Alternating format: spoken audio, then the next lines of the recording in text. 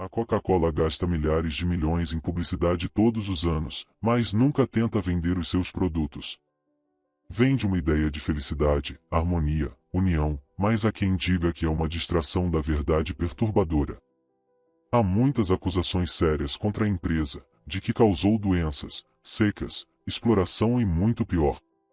Viagem através da incrível história da Coca-Cola que abrange 3 séculos diferentes. Vamos examinar como é que a Coca-Cola se tornou realmente numa das marcas mais reconhecidas de sempre e a que custo, porque uma coisa é certa, não se constrói um império a vender água com açúcar dizendo a verdade às pessoas.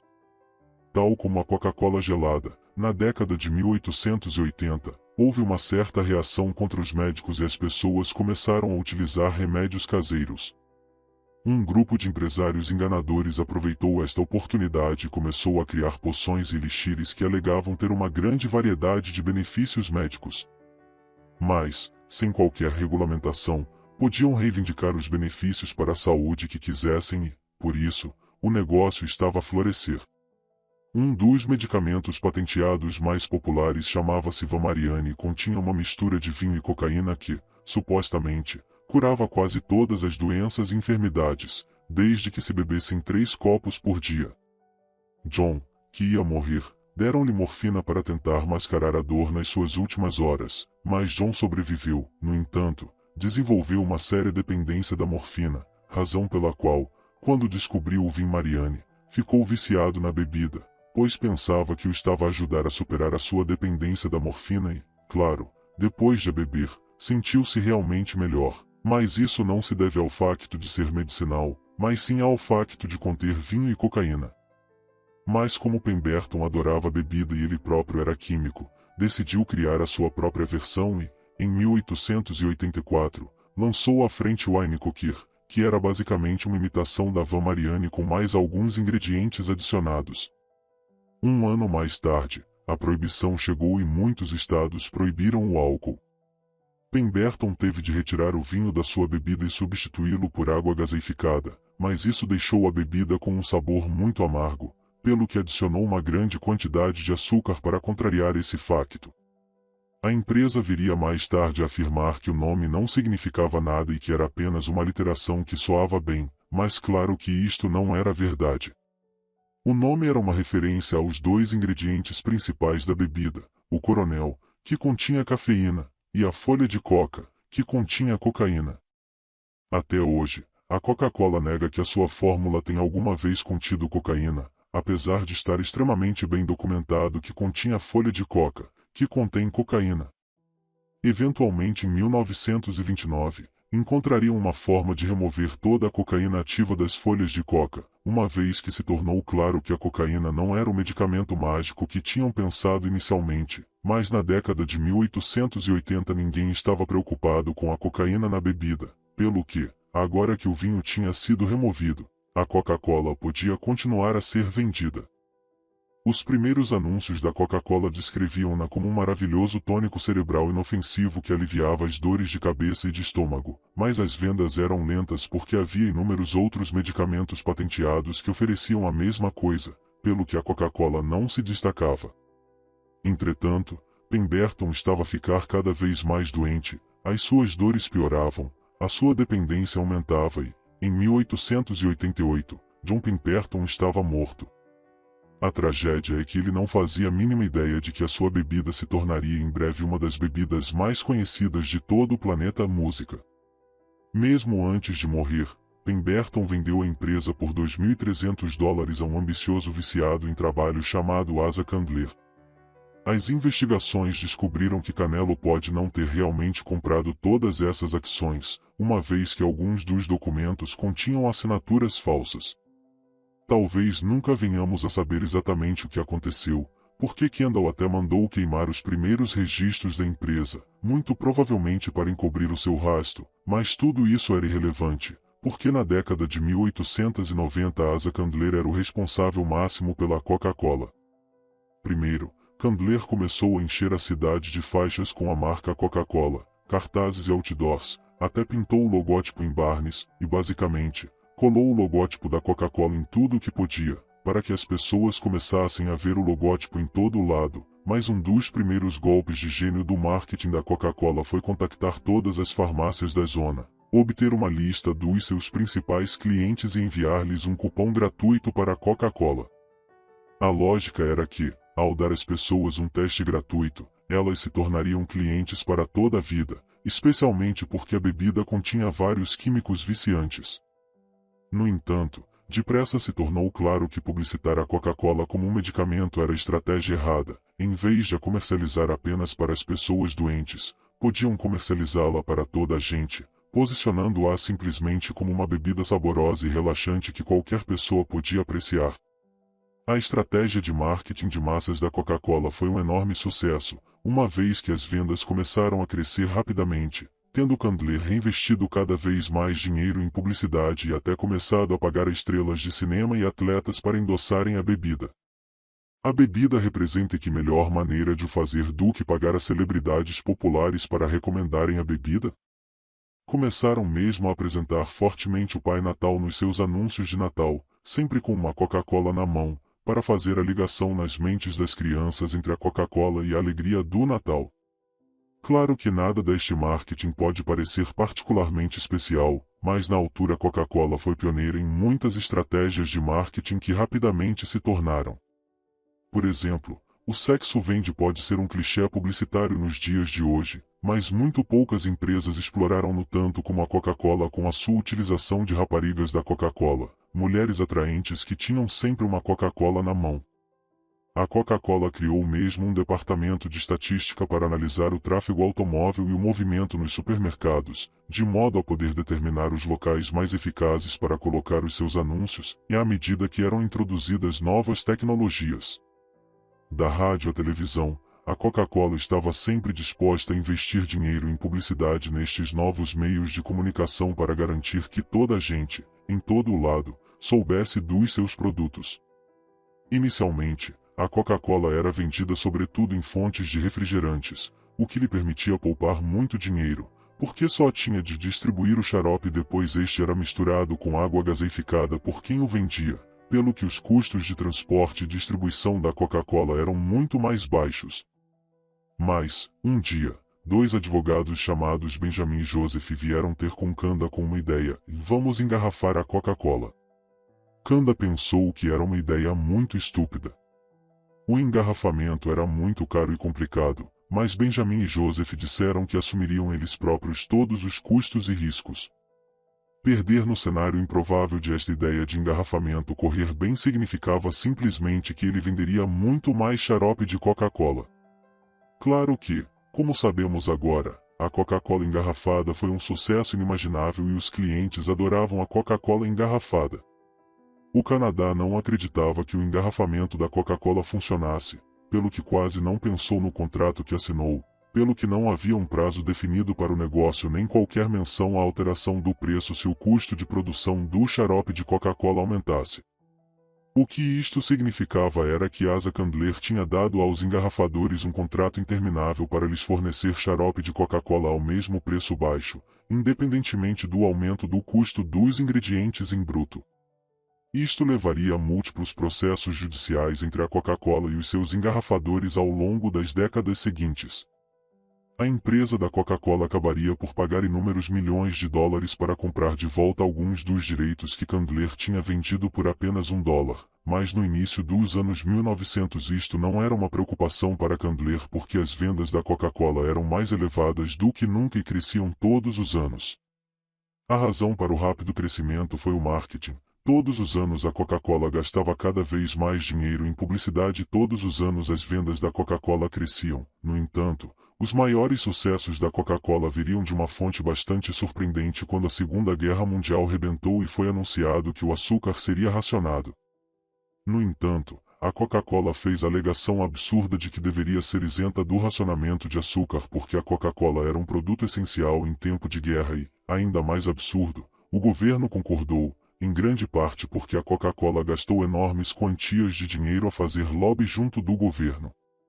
A Coca-Cola financiou inúmeros estudos para tentar convencer o governo dos benefícios da Coca-Cola e alegou que a Coca-Cola manteria o moral e daria um impulso energético aos soldados.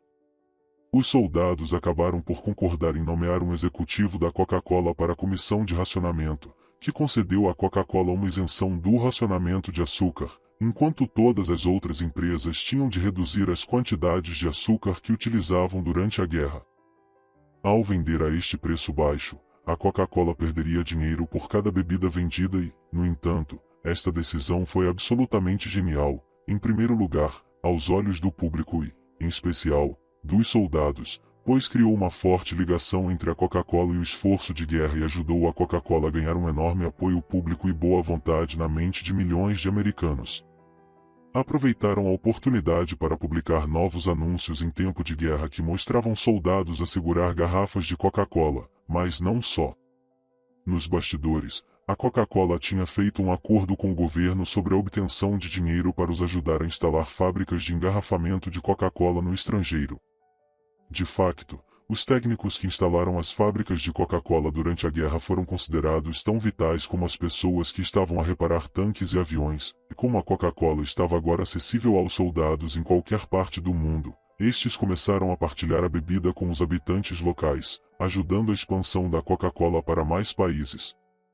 Os soldados ficaram tão agradecidos por a Coca-Cola lhes enviar um gostinho de casa durante o inferno da guerra que se tornaram os maiores defensores da bebida. Os militares dos Estados Unidos tornaram-se basicamente uma força de vendas da Coca-Cola, apresentando a Coca-Cola a novas pessoas onde quer que fossem.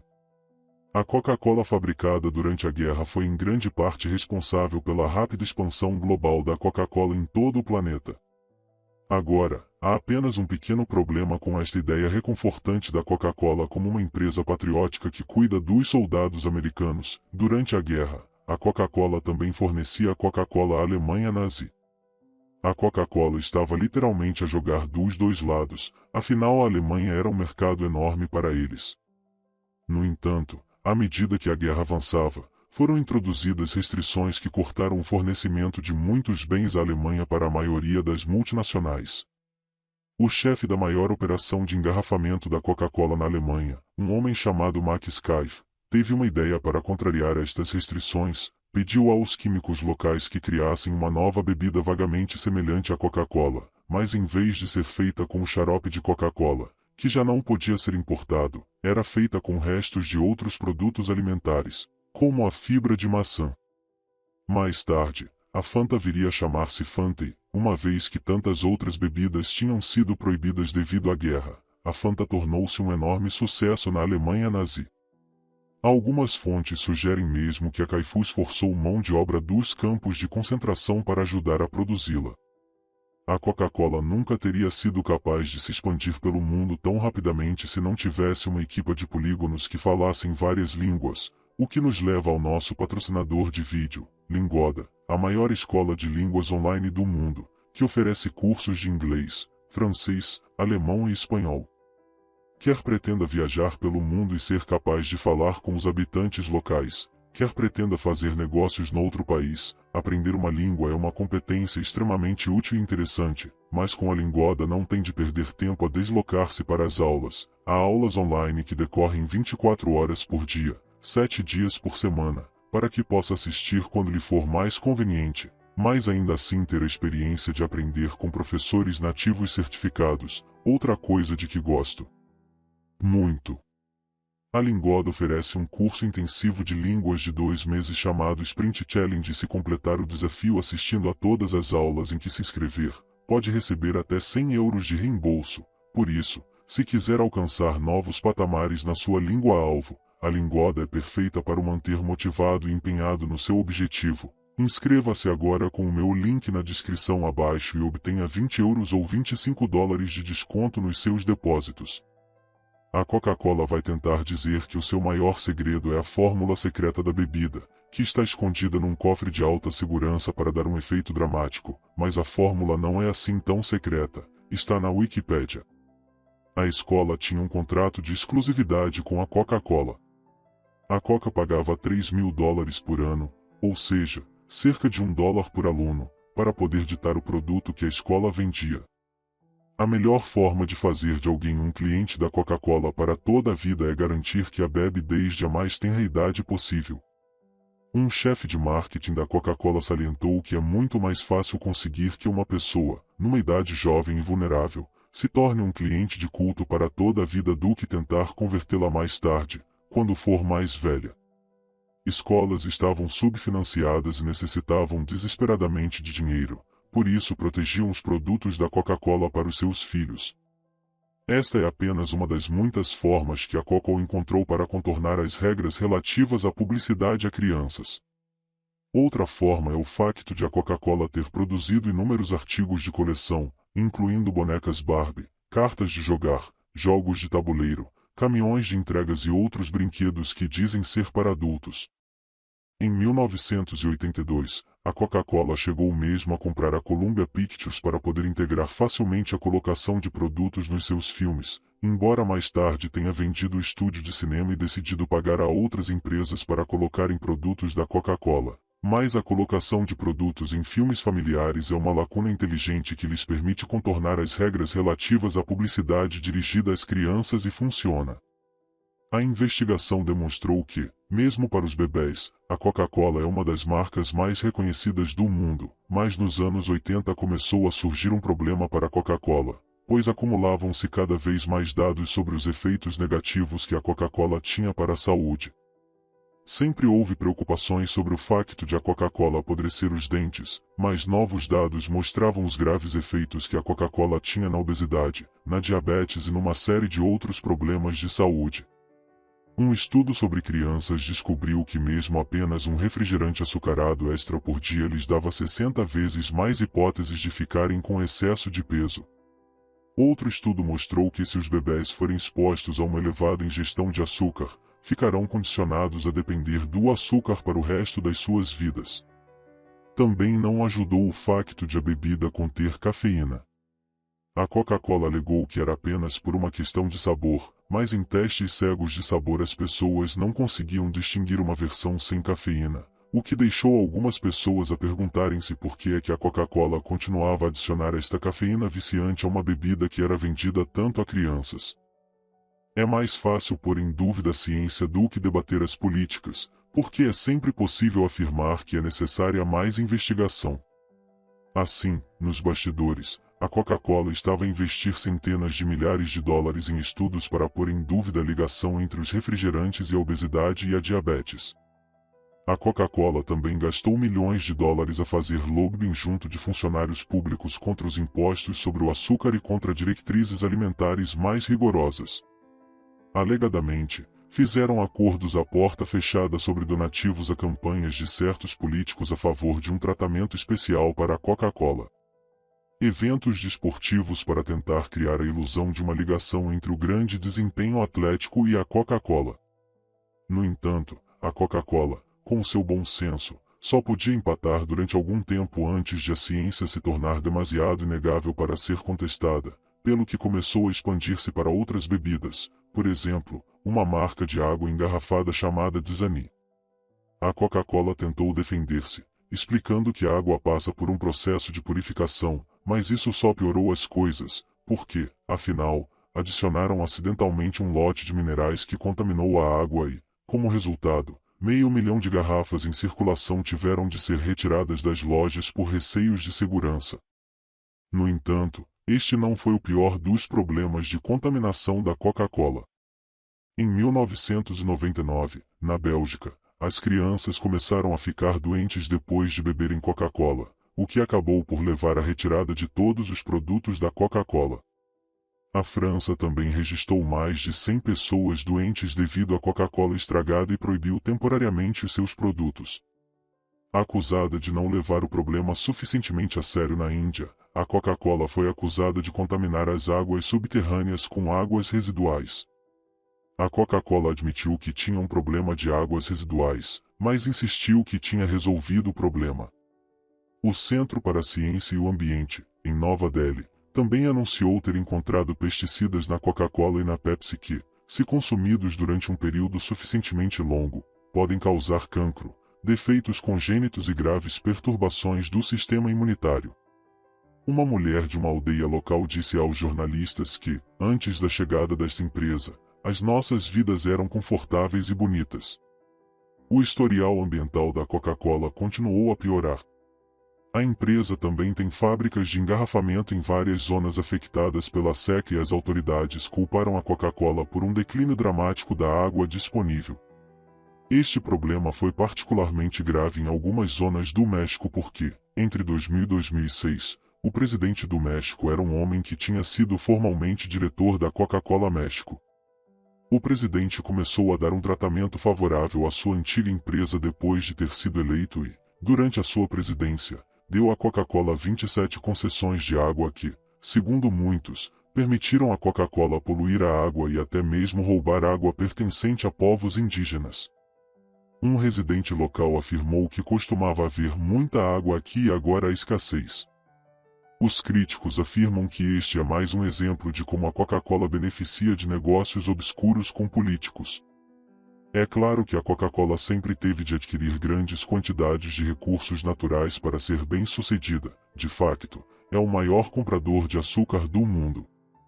No entanto, com a chegada dos anos 90, a Coca-Cola começou a enfrentar ainda mais publicidade negativa, por exemplo, na Cidade do México, uma lojista disse que lhe tinham dito que as entregas de Coca-Cola iriam parar, a não ser que ela retirasse uma cola alternativa da sua loja. Entretanto, no Brasil, a Coca-Cola lançou um novo tipo de máquina de venda automática que aumentava o preço da Coca-Cola consoante o calor que fazia no exterior. Os lucros da Coca-Cola pareciam melhores do que realmente eram. No entanto, a reação contra a Coca-Cola atingiu seu auge quando, em 2003, foi lançada uma campanha chamada de Stop Killer Coke, que alegava que a empresa Coca-Cola era responsável pelo assassinato de membros do sindicato que trabalhavam nas fábricas de engarrafamento da Coca-Cola na Colômbia. De facto, em 2001, o Fundo Internacional para os Direitos Laborais interpôs uma ação judicial contra os mordomos da Coca-Cola, alegando que tinham contratado abertamente esquadrões da morte para intimidar, torturar, raptar e até assassinar dirigentes sindicais na América Latina. Os trabalhadores decidiram sindicalizar-se. Queriam sindicalizar-se porque alguns trabalhadores ganhavam apenas 15 euros por dia em turnos de 15 horas, mas também houve alegações de rapto, tortura e assassínio de dirigentes sindicais e dos seus familiares. A Coca-Cola argumentou que a fábrica da Guatemala era propriedade independente e que a Coca-Cola não tinha qualquer conhecimento destes incidentes. Não sabemos se houve realmente conluio ou se sabiam da violência ou se apenas beneficiaram indiretamente, mas de qualquer forma os sindicatos foram dizimados pelos ataques e ameaças. Em algumas partes da América Latina, a Coca tem sido referida como o brilho da morte. Incorporou a empresa Coca-Cola e desempenhou um papel fundamental na popularização da bebida. Disse uma vez que a visão mais bonita que temos é a do trabalho infantil. Quanto mais novo o rapaz começa a trabalhar, mais bonito é. No entanto, antes de começarmos a usar as forquilhas, penso que é importante reconhecer que, se olharmos para qualquer empresa gigante com uma história tão longa, é provável que encontremos alguns desastres éticos no seu passado. Brutal. Muitas das mesmas críticas à Coca-Cola também se aplicam a muitos dos seus concorrentes, e claro, a Coca-Cola também fez muito bem ao mundo. Não podemos tirar conclusões apenas de um lado da história, nunca é preto e branco. O que é irônico é que algumas das piores críticas que a Coca-Cola já recebeu não tiveram nada a ver com nenhuma destas questões morais ou legais. A Coca-Cola teve a oportunidade de comprar o negócio da Pepsi várias vezes, incluindo por apenas $50 mil em 1933, mas a Coca recusou. Em vez disso, a Coca tentou processar a Pepsi por utilizar a palavra cola nos seus anúncios, alegando que estavam a tentar roubar os produtos da Coca-Cola. Os tribunais concordaram e decidiram que cola era um termo genérico que qualquer pessoa podia utilizar. No entanto, uma vez que a Coca-Cola perdeu a oportunidade de comprar a Pepsi, acabou por se ver envolvida numa batalha de marketing contínua com esta última. Mais rapidamente ambas voltaram aos seus preços normais e tentaram competir a nível da publicidade, mas a Pepsi acabou por ter a ideia simples mais genial de competir a nível do sabor. Em 1975, a Pepsi lançou o Desafio Pepsi, em que dava às pessoas 2 copos brancos, um com Pepsi e outro com Coca-Cola, e as pessoas não sabiam qual era qual e eram encorajadas a provar ambos para ver qual preferiam. Preferida por um número ligeiramente superior de pessoas, e por isso, a Pepsi começou a utilizar esta estatística em toda a sua publicidade e, por toda a América, cada vez mais pessoas negavam que isto fosse verdade, mas quando realizaram os seus próprios testes, descobriram que a Pepsi tinha, de facto, uma pontuação ligeiramente superior num teste cego de sabor. A cota de mercado da Coca-Cola diminuía ligeiramente e a da Pepsi aumentava ligeiramente. Começou a parecer que talvez o desafio da Pepsi estivesse certo. O problema era que mais pessoas preferiam simplesmente o sabor da Pepsi, assim, a Coca-Cola iniciou uma missão incrivelmente secreta. Iam alterar a fórmula da Coca-Cola. Após testes e ensaios rigorosos, descobriram uma nova fórmula de Coca-Cola que tinha um desempenho consistentemente melhor do que a Coca-Cola original e a Pepsi. A Coca-Cola está prestes a anunciar aquilo a que chama o desenvolvimento mais significativo da sua história. A Pepsi Cola diz que a Coca-Cola está apenas a tentar igualar o sucesso da Pepsi. E, na minha opinião, o outro tipo pestanejou e o caos começou imediatamente. Todos os dias, milhares de telefonemas e cartas chegavam aos escritórios da Coca-Cola. Eram uma mistura de pessoas perturbadas que imploravam pela versão antiga da Coca-Cola Mac e de pessoas que estavam completamente furiosas por a Coca-Cola ter tido a coragem de retirar a fórmula original. Os meios de comunicação social estavam igualmente cheios de relatos de indignação e as linhas telefônicas da Coca-Cola estavam constantemente cheias de queixas durante meses. Quando os anúncios da nova Coca-Cola eram exibidos em ecrãs gigantes e em estádios, as pessoas aplaudiam ruidosamente, tornando-se popular o ódio à nova Coca-Cola. Não importava se a nova Coca-Cola sabia tecnicamente melhor em testes cegos de sabor. O sucesso da Coca-Cola nunca teve a ver com o sabor, em primeiro lugar, graças ao seu incrível marketing. O mundo via a Coca-Cola como um velho amigo, uma peça da vida cotidiana. Durante cerca de 100 anos, a Coca-Cola esteve presente, nunca mudando, independentemente do que se passava no mundo. As pessoas foram consideradas uma traição. Uma carta indignada comentava que mudar a Coca-Cola era como tornar a relva roxa. Outra dizia, tiraram-me a minha infância. Mesmo meses depois, os protestos não esmoreciam e rapidamente se tornou claro que a empresa tinha de voltar à fórmula antiga. Um dos maiores triunfos de marketing da Coca-Cola foi quando a Coca-Cola cedeu e trouxe de volta a fórmula original sob o nome de Coca-Cola Clássica. De repente, toda a raiva se transformou em euforia e elogios. De repente, todas as cartas e telefonemas que chegavam à empresa estavam cheios de fãs adoradores agradecendo à empresa e comentando o quanto isso significava para eles. Imediatamente após a reintrodução da Coca-Cola com sabor antigo, as vendas aumentaram drasticamente, mas alguns analistas céticos consideraram que a empresa tinha encenado tudo para a publicidade e para recordar aos clientes o quanto a Coca-Cola significava para eles. Se toda a proeza tivesse sido realmente planeada, seria uma das maiores estratégias de marketing imagináveis, mas não foi esse o caso.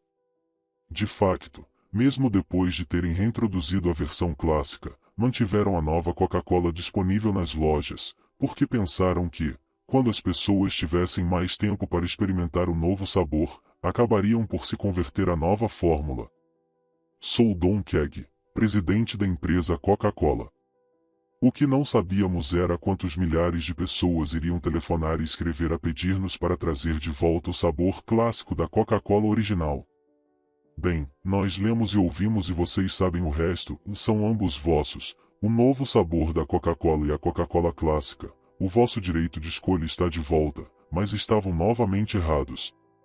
Apesar de estar completamente errada, o resultado final foi que a nova Coca-Cola fez com que as pessoas se apercebessem, involuntariamente, do quanto gostavam da Coca-Cola original. Tudo isto ajudou as pessoas a sentirem-se mais ligadas e leais à Coca-Cola do que nunca, razão pela qual a nova Coca-Cola foi um dos erros mais bem-sucedidos de sempre. No entanto, os clientes decidiram, na sua esmagadora maioria, que queriam a Coca-Cola original. Queriam a bebida de que gostavam menos e isso é o maior elogio que o marketing da Coca-Cola poderia esperar receber. A imagem da Coca-Cola criada na mente das pessoas é tão poderosa que se sobrepõe à lógica ou aos dados do paladar. Anos atrás, não se trata do que o seu produto realmente é, mas sim do que o seu cliente pensa que o seu produto é. Trata-se do que ele representa, e essa é a razão pela qual a Coca-Cola continuou a gastar bilhões e bilhões em publicidade todos os anos. Apesar de cerca de 94% de toda a população mundial já reconhecer o logótipo da Coca-Cola e de mais de 2.000 milhões de doses de Coca-Cola serem consumidas todos os dias, constantemente reforçada, porque é certo que se pode ouvir falar do impacto devastador da Coca-Cola na saúde das crianças, do lobby que exerce sobre os governos e das inúmeras controvérsias que tentaram varrer para debaixo do tapete, mas será que isso faz realmente alguma diferença? Porque, em última análise, a Coca-Cola nunca tentou vender-lhe a sua água açucarada, vende-lhe os bons momentos, os amigos, a família e as memórias felizes.